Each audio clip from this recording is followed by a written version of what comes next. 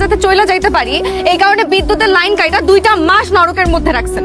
আর এ বাড়িতে যদি তোমাকে নামে থাকতো তাও একটা কথা ছিল, কিন্তু আব্বা চান তো এই সহায় সম্পত্তি সব আমার নামে লিখে দিয়ে গেছে, তোমাকে নামে তো কিচ্ছু নাই। আফসোস, আমার কি করার আছে।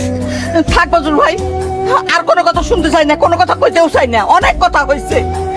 এখানে সোয়ার বাপের কবরটা রইলো, এটা আবার তুলে পালায়েন না। তোমার এই বিপদে তোমাকে একটু হেল্প করতে পারতেছি না, একটু সাথে অন্তত যাই না প্লিজ। তুই একা কি করবি? মাসে মাসেই বাসা ভাড়া দিতে হইব, খাওন খরচ, এই যে ফিদের পড়াশোনার খরচ। তাছাড়া তোর পড়াশোনা তো শেষ হয়নি রে মা। আমি কালকে থেকে আমার এক বান্ধবীর বোনকে পড়াবো, আর একটা কোম্পানিতে সেলস রিপ্রেজেন্টেটিভের কাজ পেয়েছি। কালকে থেকেই নাই মতো। তুই এই সংসারটা সামলাইতে পারবি রে মা? তো আমি একটা জিনিস বুঝলাম না, এত বড় ব্যবসায়ী আমার টাকা দিব কেন? কেন বুঝলা না? উনি ওনার মেয়েরে তোমার সাথে বিয়ে দিতে চায়। আরে আমাকে বিয়ার সময় উনি আসছিল, তখন থেকে তোমার পছন্দ করে রাখছে। আরে পছন্দ না করে উপায় আছে? আমার ভাই তো একটা হীরার টুকরা, দেখতে শুনতে যা সুন্দর, মাশাআল্লাহ।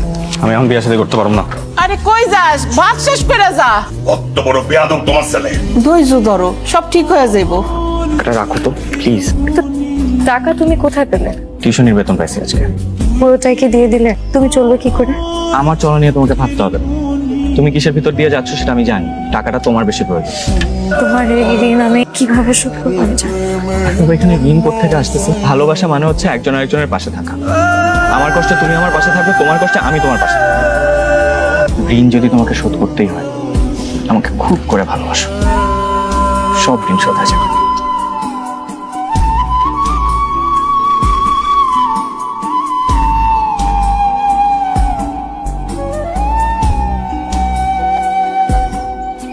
হ্যালো,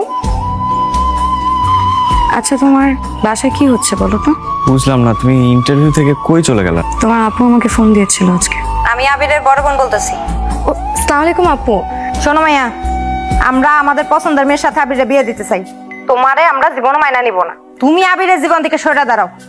তারপরও আবির যদি আমাদের ইচ্ছা বিরুদ্ধে যায় তোমার বিয়ে করে, তাহলে আমরা আবিরের তেজ করে দিই। কথাটা ভালো মতো যেন মনে থাকে। আমি তোমাকে ভালোবাসি, আমি তোমাকে ছাড়া বাঁচবো না, আমি তোমাকেই বিয়ে করব। তুমি আমাকে কেন বিয়ে করবে আবির? আমি গরিব, আমি নিঃস্ব, ভিখারির মতন দিন কাটাই, কেন তুমি আমাকে বিয়ে করবে? আচ্ছা, একজন মানুষের ভালোবাসা কি তার টাকা পয়সা, বংশমর্যাদা এগুলো দিয়ে বিচার হয়? আমি তোমাকে ভালোবাসি, এর থেকে বড় সত্য আর কোথাও নেই। তুমি তোমার পরিবারের কথা শুনলে সুখী থাকবে আবির। আমার পরিবারের বাইরে, আমার পরিবারকে নিয়ে বেঁচে থাকার বাইরে আমি আর কিছু চিন্তা করতে পারছি না এখন, বিশ্বাস করো। দেখেন ভাবি, এই সরকারি চাকরি বলেন বেসরকারি চাকরি বলেন, ঘুষ না দিলে কিন্তু হয় না। ঘুষ দিতে হইব? আহা, বেশি না, মাত্র 10 লাখ টাকা। কত টাকা? 10 লাখ মা, বেশি না। আমি এই বিয়েতে রাজি, আলহামদুলিল্লাহ। কিন্তু আমার একটা শর্ত আছে।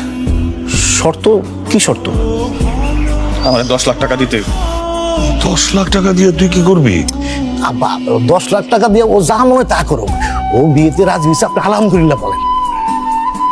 আলহামদুলিল্লাহ, আলহামদুলিল্লাহ। তুমি এই টাকাটা কেন দিতেছো? আপনারা তারা ঘুষ ছাড়া চাকরি দেন না, তাই না? এই নেন আপনার ঘুষের টাকা। আর একটা কথা, ছোঁয়া যাতে কোনোভাবে না জানে টাকাটা কে দিছে।